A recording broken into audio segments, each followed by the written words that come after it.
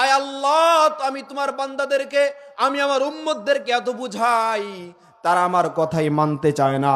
ও মুসলমান, নূহ পয়গম্বর এক পর্যায়ে বলে ফেললেন, ফাকুলতুস্তাগফিরু রাব্বাকুম ইন্নাহু কানা গফফারা।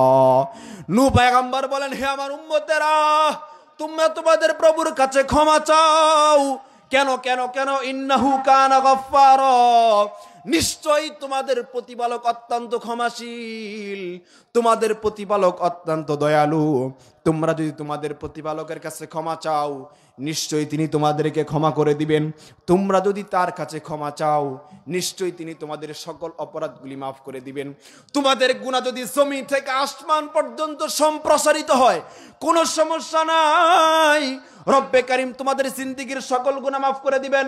ও মুসলমান, ঠিক তেমনি ভাবে নূহ পয়গম্বর অনেকবার বুঝাইলেন। হযরতে নূহ পয়গম্বর বললেন, হে আমার উম্মতেরা, তোমরা তোমাদের রবের কাছে ক্ষমা চাও, তোমাদের রব ক্ষমা করে দিবেন। তোমরা যত বড়ই গুনাহগার হও না কেন। মুসলমান ভাইরা রে আমার, রব্বে কারীম কেমন দয়াশীল।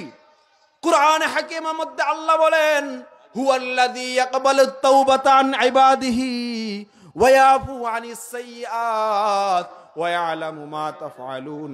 আরেক আয়াতে রব্বুল আলামিন বলেন, ইয়া আইয়ুহাল্লাযীনা আমানু তুবু ইলাল্লাহি তাওবাতান নাসুহা আসা আইয়ুকাফফিরু আনকুম সাইয়্যাতিকুম ওয়া ইউদখিলাকুম জান্নাত তাজরি মিন তাহতিহাল আনহার।